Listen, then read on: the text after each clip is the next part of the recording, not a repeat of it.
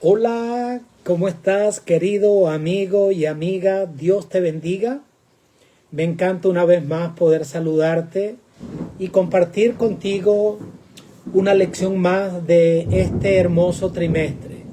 Yo acá, pues, debajo de este cielo que nos ha permitido el Señor hoy, un día nublado en medio de un verano inclemente que tenemos acá en Texas, temperaturas de 90 y hasta 95 grados Fahrenheit.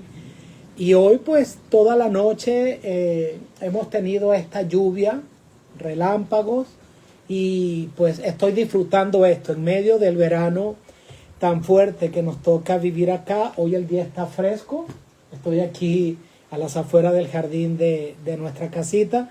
Y bueno, con este cielo nublado, pero que definitivamente es un regalo de parte del Señor porque refresca la gramita, las plantas y todas estas cosas.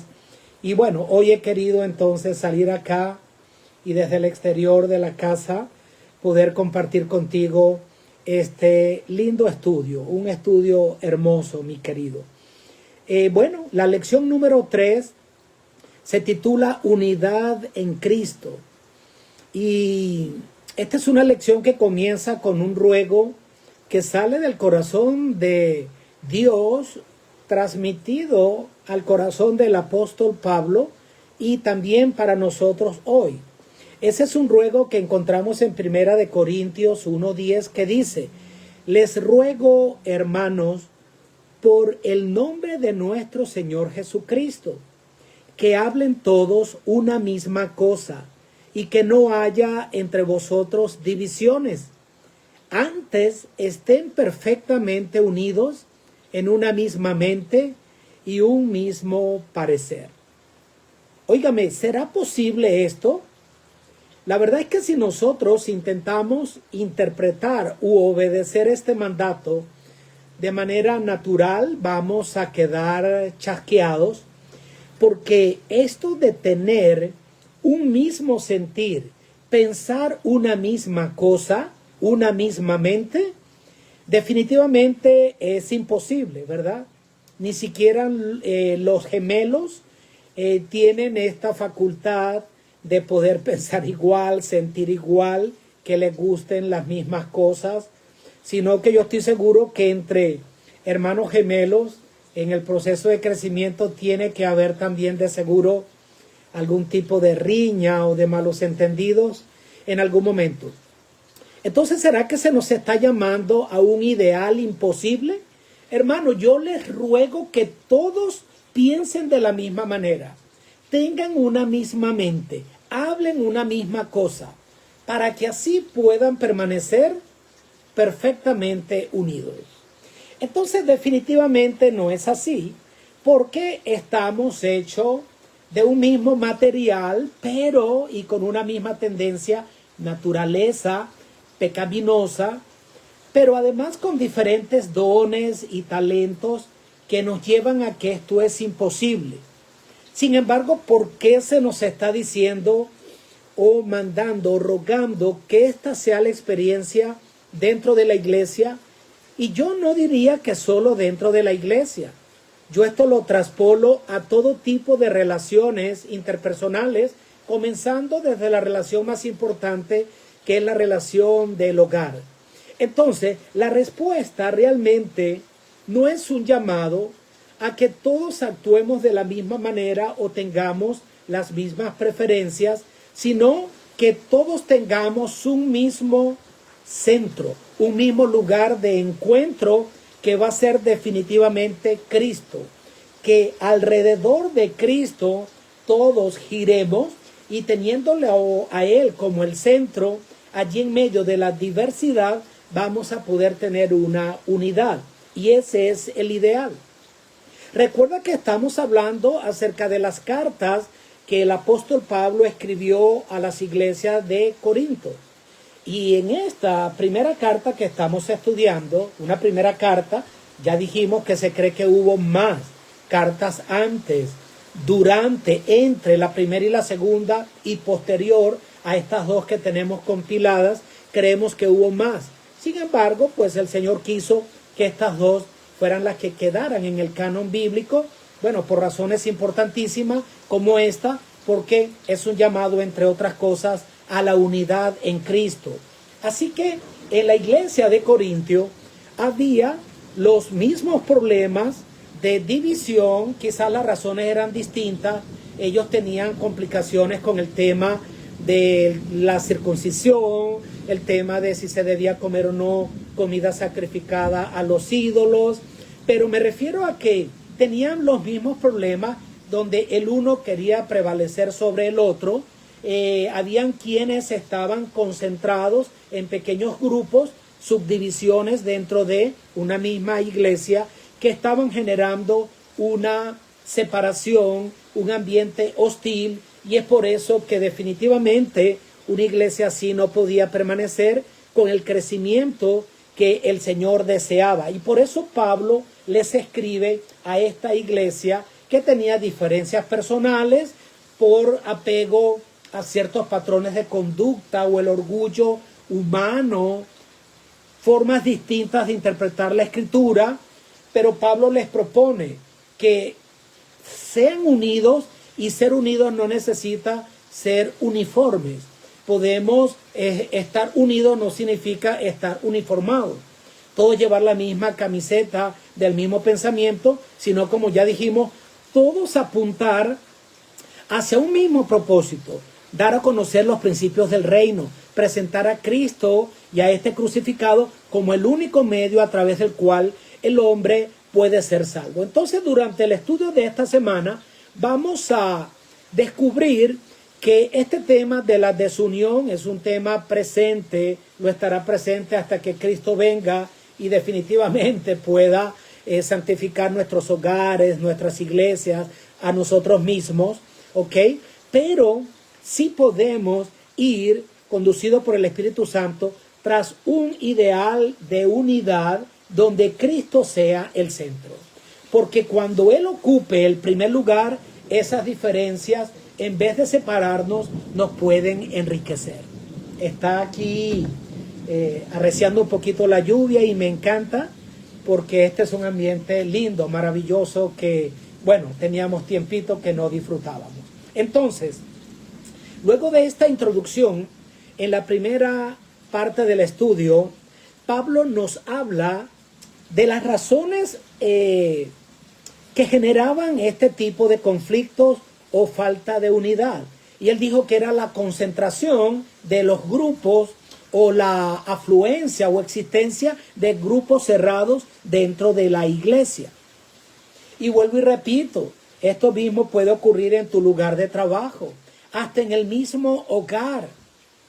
Puede ser que tengamos hijos que están en su mundo, aislados, encerrados en su cuarto, o qué sé yo, un padre que tiene más apego para con un hijo. Eso es dañino, nada de eso puede pasar, sino que debe haber ¿cómo? Debe haber una unidad y relación muy estrecha donde el centro sea Cristo. Pero definitivamente este estudio es un estudio que está sobre todo dirigido al buen funcionamiento de la grey, del pueblo del Señor, de las iglesias, pero por supuesto que da lugar para que nosotros podamos traspolar esto a nuestras experiencias diarias y en otros ámbitos.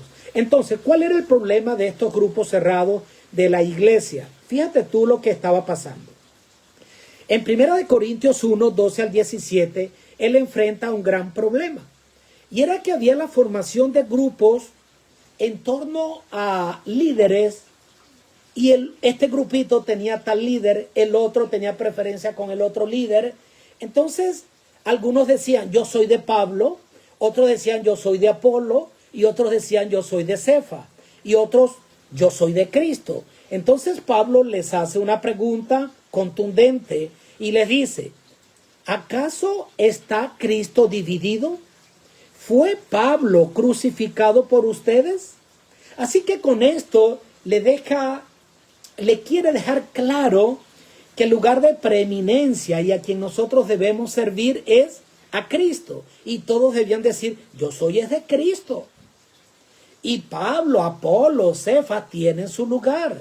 Sí, son líderes importantes a quienes debemos respetar, orar por ellos, ser colaboradores con ellos, pero el centro debía ser Cristo. Entonces, la solución que Pablo plantea no es eliminar el liderazgo, porque el liderazgo es esencial para el avance de la obra, pero el liderazgo no coercitivo, sino el liderazgo concentrado en Cristo y siguiendo el ejemplo de Cristo, que lo vamos a revisar ya en la tercera parte. Entonces, no era eliminar el liderazgo, sino que ellos entendieran que todos eran, como hoy día todos somos, instrumentos de Dios dotados de una diversidad de dones. La iglesia no debe girar alrededor de personas, sino alrededor de Cristo. En otros pasajes, como el de Romanos 1:29, 13:13, 1 Corintios 3:3, 2 Corintios 12:20, Gálatas 5:20, no los voy a leer,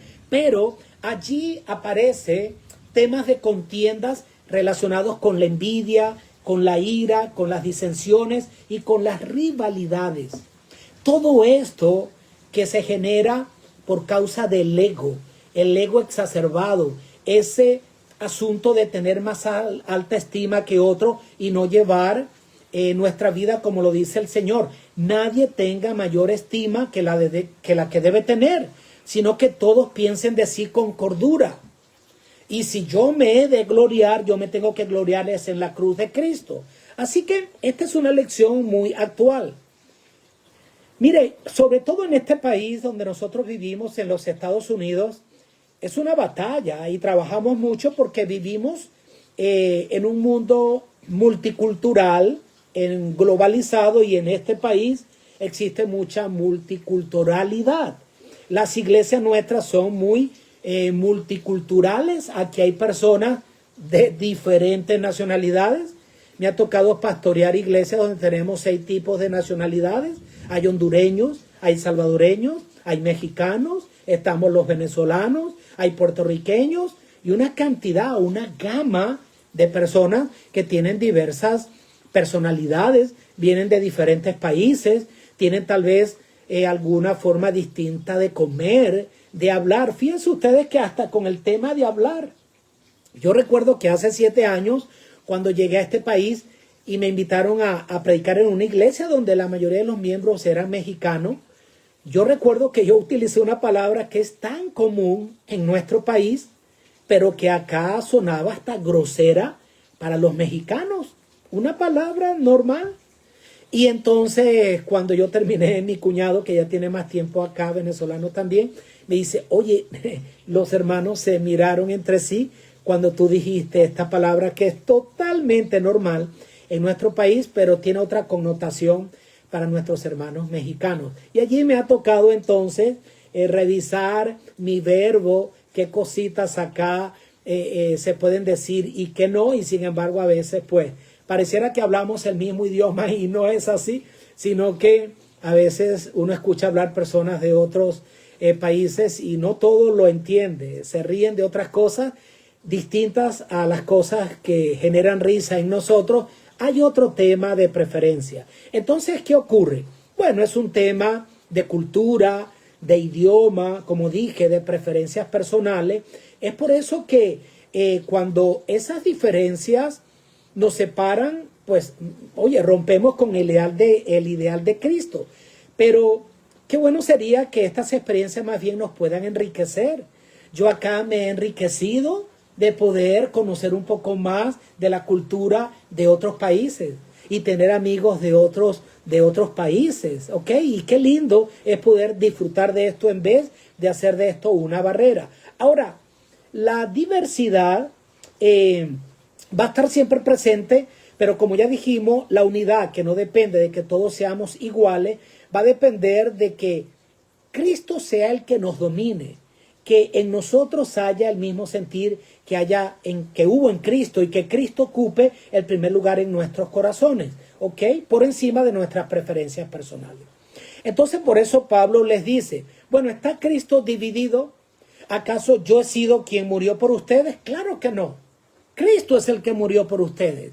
Así que el centro a quien ustedes deben servir, admirar, Estar agradecido es a Cristo, ni siquiera a mí. Por eso en 1 Corintios 1:10 Él les hace un llamado. Les ruego que no haya entre vosotros ese tipo de divisiones. Es muy distinto una división donde nos podemos dividir con departamentos, con funciones diferentes, pero no divisiones personales, no divisiones de ese tipo que dañan, ¿ok? Entonces por eso Él les vuelve a decir eso. Cristo no está dividido.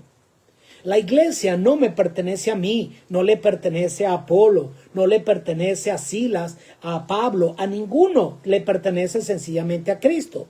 Y a lo largo de la Escritura encontramos este mismo principio. El liberarnos de este orgullo y tener el sentir que hubo en Cristo. Y podemos ver el ejemplo de un hombre maravilloso como lo fue Juan el Bautista. En Juan el Bautista hubo esta clase de espíritu que nosotros deberíamos tener. Fíjate tú que este conflicto lo tuvieron también los discípulos de Juan el Bautista. Cuando Cristo recoge y agrupa a los 12 discípulos para el ministerio, y ellos empezaron a predicar el evangelio y a hacer milagros, llegaron discípulos de Juan el Bautista a decirles, hay otros que están predicando por allí. Unos discípulos de un tal Cristo, ¿no? Jesús. Entonces les dice, déjalos tranquilos. Es necesario que Él crezca y que yo mengüe. Esa fue la actitud tan humilde del apóstol Juan, que supo reconocer a Cristo como el centro y no tuvo ningún tipo de problema, que el que se debía exaltar por sobre todas las cosas era Cristo. Y en su momento también los discípulos de Jesús llegaron a decirles, mira que aquí hay uno que está expulsando demonios, que está diciendo, déjalos, que si esto no viene de Dios va a perecer, no va a durar. Pero si viene de Dios y está aprobado por el Señor, Él se encargará. Entonces, ¿cuántas veces ese tipo de división no crean barreras de crecimiento internas y hacia el exterior? Queremos crear y levantar muros en vez de establecer puentes de conexión.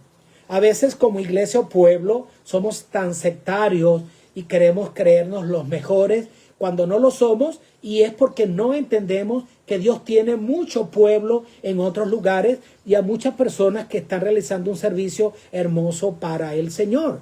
Así que el Señor es un Dios que ama la diversidad. Acá mismo lo podemos ver.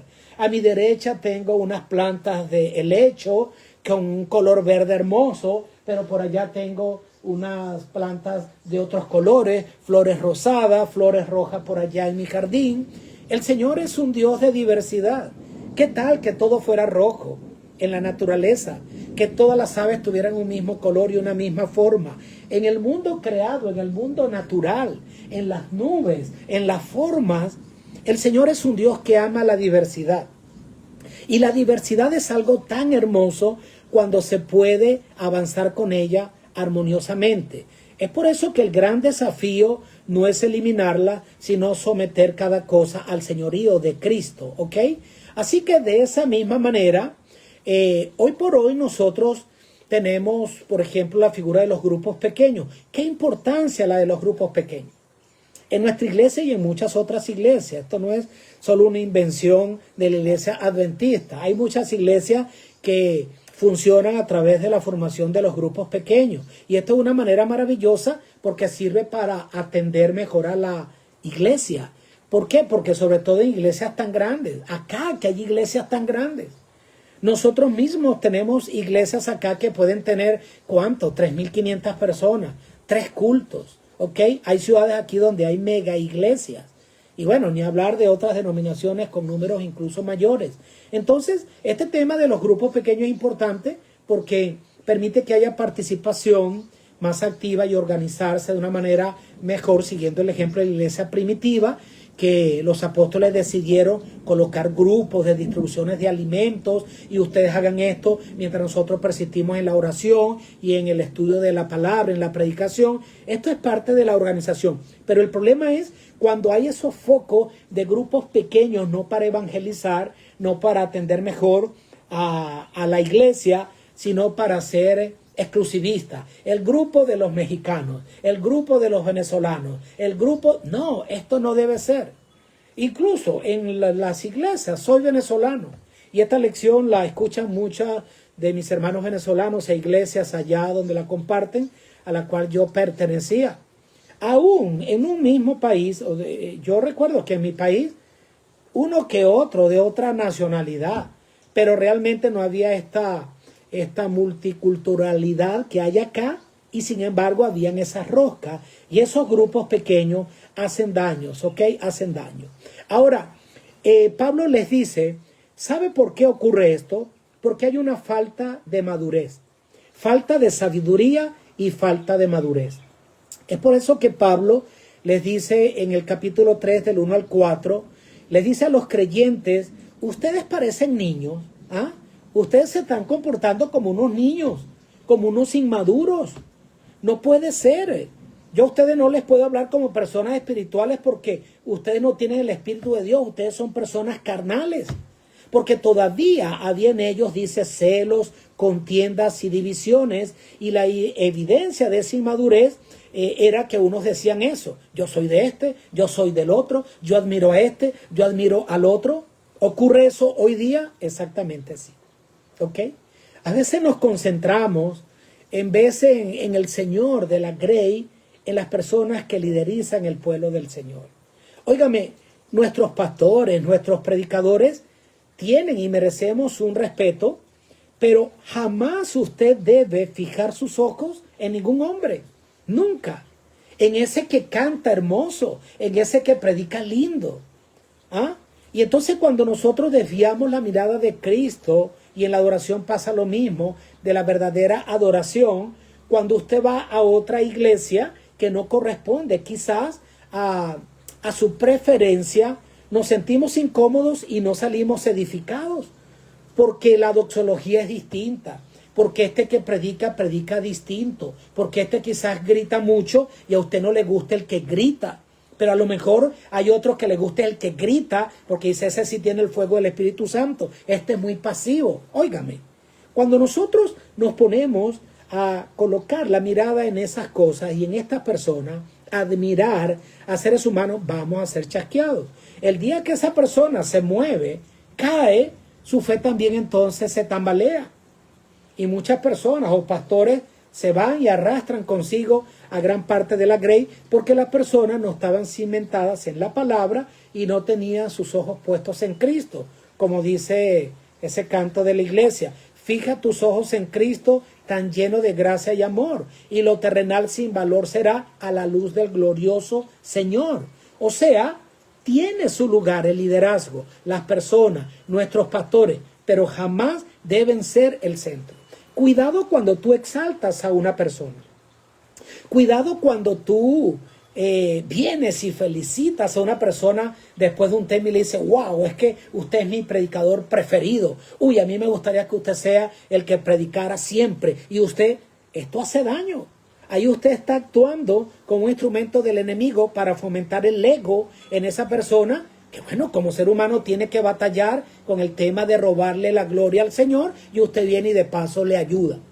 Esto es dañino. Nuestros ojos tienen que estar puestos es en Cristo y solamente en Cristo. ¿Ok? Y este es un mandato que nosotros debemos seguir hoy día. Él les dice a ellos, ustedes se comportan como niños, como lactantes. Y esto es un asunto importante. Entender que no todos estamos en el mismo nivel de madurez espiritual, pero debemos progresar. ¿Sí? ¿Cómo tratamos a los niños espirituales de nuestra iglesia? A ese recién llegado, a ese que todavía no entiende que se debe quitar una prenda, o que tal vez no come lo que nosotros comemos, pero que ese no es el centro, que el centro es Cristo, o que usted quiere que una persona que se está uniendo de corazón a la iglesia, pero todavía tiene una necesidad de ir y trabajar el sábado, porque de eso depende el sostén de su familia. ¿Ah? Y usted entonces pretende, sin darle opciones, por lo menos ojalá fuera, que le decimos, venga mi hermano, para que usted disfrute de la adoración y de este sábado que el Señor creó para usted, como un regalo para usted. Yo le tengo esta otra opción de este buen trabajo, donde va a tener su sábado libre para que usted pueda disfrutar de la adoración cada sábado. Ah, no, pero creamos barreras, muros de separación para impedir que las personas lleguen a Cristo. Y esto es un desafío para la iglesia hoy día con casos modernos, ¿ok? Con la forma como adoramos. Y genera tantos conflictos que las iglesias se terminan separando. Entonces, ¿qué nos debe guiar?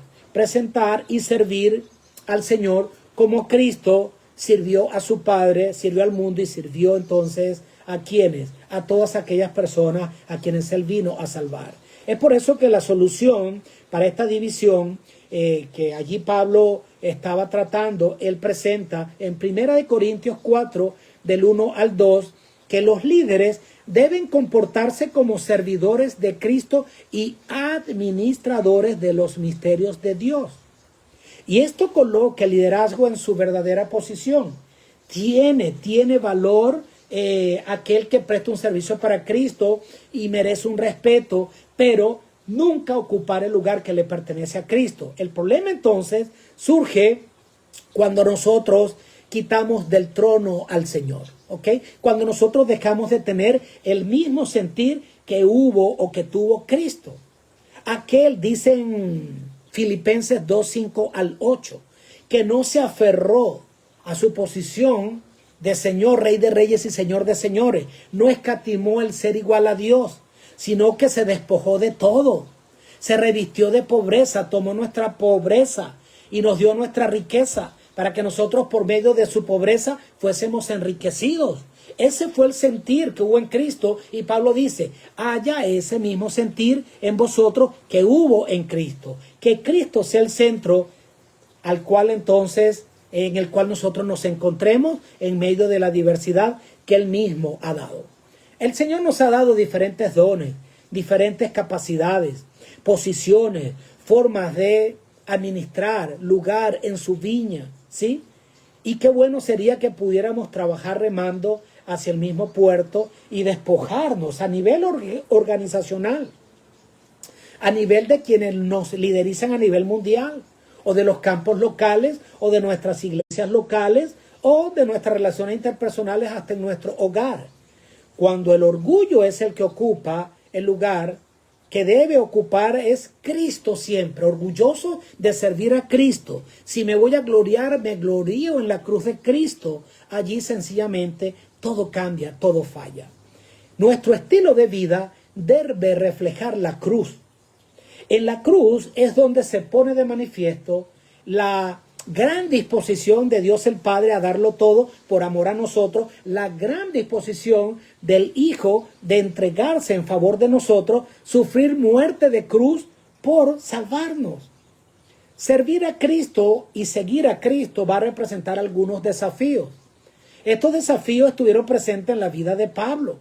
Pablo fue criticado, fue perseguido, fue apedreado, fue echado de las sinagogas, fue despreciado. Cristo también. Entonces nosotros no podemos esperar un servicio fácil, porque así como ellos sufrieron, como Cristo sufrió, nosotros también vamos a sufrir por causa del Evangelio, pero la cruz es lo que debe impactar mi vida y mi ministerio. Yo debo exaltar a Cristo, y si yo fuera exaltado, a todos atraeré a mí mismo, dijo el Señor. Así que nosotros hoy no tenemos quizás el privilegio de caminar físicamente con Cristo como lo hicieron sus discípulos, pero Él nos dio una forma de cómo servirle. Tenemos su compañía y su influencia a través del Espíritu Santo, que nos guía a toda verdad, que podemos seguir a Cristo por donde quiera que va, seguir al Cordero por donde quiera que va. A través de un escrito está, a través del Espíritu Santo que nos guía a toda verdad, un mismo Espíritu. Eso sí es esencial. Un mismo Espíritu que se va a manifestar de diferentes maneras y formas a través de en nosotros del servicio que prestamos, pero teniendo el mismo sentir de Cristo. Así que la cruz es la que nos une y que nos lleva a entender que dependemos de la misma gracia, de la misma sangre. Aquí nadie tiene sangre azul, eso es mentira. Córtese a ver si le sale sangre azul, le va a salir roja. Y si hablamos de la sangre espiritual, todos somos salvados por la sangre de Cristo. Esa es la única sangre que puede salvarnos. Mis queridos, hemos llegado al final de esta lección. Es una lección que nos ha recordado la importancia de estar unidos en Cristo. La unidad del pueblo de Dios se va a convertir en el testimonio más poderoso para el avance del Evangelio. En esto conocerá el mundo que vosotros sois mis discípulos, si tuvierais amor los unos por los otros. Ojalá las personas vieran que tenemos un espíritu de servicio, que somos humildes, que estamos aquí para agradar a Dios y no a los hombres, no para buscar reconocimiento personal, sino que toda la gloria sea para el Señor. No le robemos la gloria al Señor, ¿sí? Porque si tú recibes la gloria acá, ya tienes entonces tu recompensa. Pero si nosotros le damos la gloria a Dios, ese día vamos a ser glorificados con Él. Ese día vamos a recibir la gloria que Él nos da, que Dios nos da gracias a que nuestros ojos fueron puestos siempre en Cristo Jesús y en su sacrificio. Este será un desafío siempre. Recuerda que somos una iglesia militante, pero Dios ha prometido que esta iglesia militante se va a convertir por su gracia y por su amor en una iglesia triunfante. Tal vez hay desafíos y situaciones en tu iglesia, pero no por eso te debes ir de la iglesia. No por eso debes creer que no es el lugar donde debes estar. En todas las iglesias existen problemas, existen situaciones, pero nosotros allí no debemos enseguida, aquí no me gusta esto, me voy a esta, me voy a la otra, me voy a la otra, porque vamos a estar sin parar buscando la iglesia perfecta que no existe. La iglesia es perfecta porque Cristo es perfecto, perfecta en medio de sus imperfecciones, perfecta porque Él es el que la santifica. Y si nosotros pertenecemos a Cristo, en cualquier lugar, aunque haya imperfecciones humanas, porque tú y yo lo somos, nosotros vamos a poder añadir, pues creo yo, un granito más de unidad, de amor, de desapego al orgullo humano, y vamos a fomentar la unidad que debe tener a Cristo como el centro. Dios te bendiga, que haya unidad en tu casa, que haya unidad en el trabajo, que haya unidad en la iglesia, porque así sabrán los demás que nosotros servimos a un mismo Señor. Dios te bendiga, Dios te guarde. Comparte este estudio, por favor. Voy a orar por ti para que el Señor te pueda dar una semana de bendición. Querido Dios, gracias. Un día hermoso que yo estoy disfrutando hoy, pero todos mis amigos, mis hermanos que están quizás en medio de sus desafíos, de sus tareas y sus trabajos, de sus temas y conflictos familiares, de trabajos o en la iglesia, ayúdalos para que prevalezca el amor de Cristo en sus corazones y ellos puedan imitar el ejemplo de Cristo. Danos un resto de semana llena de tu bendición. Lo imploramos en el nombre y por los méritos de Cristo Jesús. Amén. Dios te bendiga, mi querido. Dios te guarde. Chao.